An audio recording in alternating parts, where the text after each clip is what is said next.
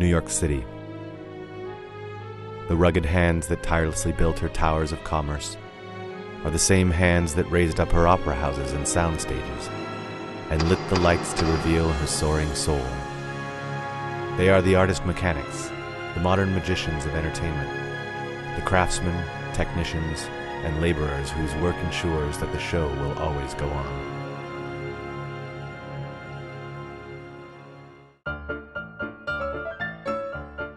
Big theater was big business in late 19th century America.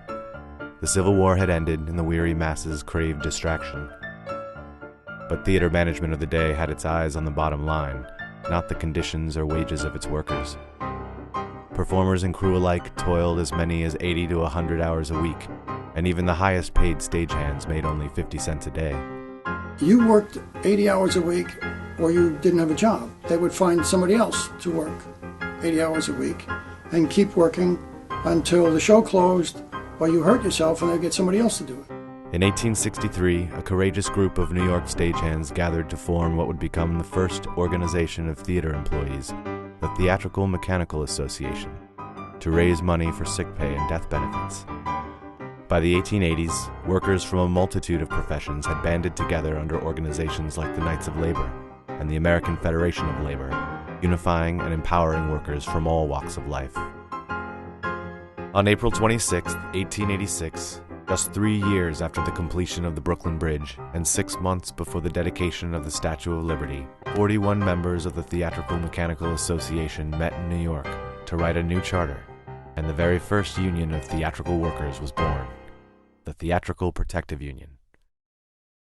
Labor was on the move. By 1890, organizations of stagehands had emerged in several cities, including Boston, Philadelphia, and even as far west as Denver. In July of 1893, a meeting of 17 representatives from 10 cities took place in New York to discuss solutions to the problems that plagued their members. The result was the creation of the National Alliance of Theatrical Stage Employees, with Delegate John G. Williams, a number one man, installed as its first president. Within 10 years, locals from Montreal, Toronto, and Winnipeg would also join, and by 1902 the organization rechartered as the International Alliance.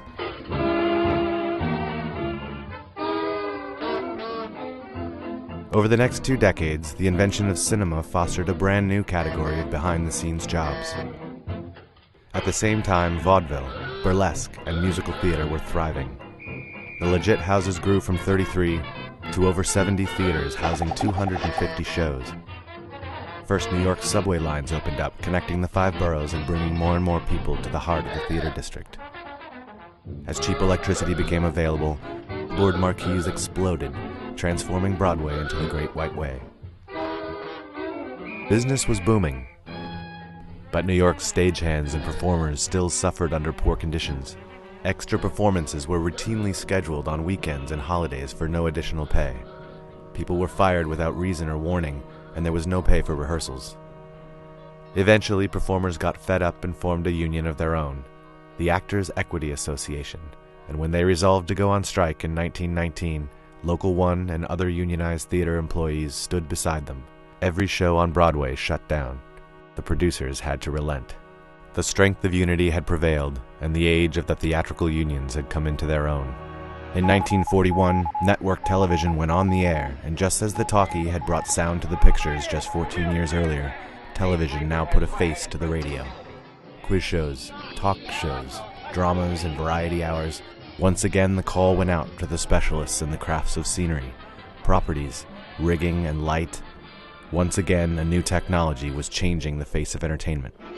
This is all live television, before tape, before kinescope, before anything. And they employed Local 1 stagehands because they could get the show up and get it to run, and get it to run on time, and if something broke, they could fix it. By 1948, there were almost 1 million television sets in the United States. Just over 50 years later, that number has grown to nearly 420 million. Local 1 was there first.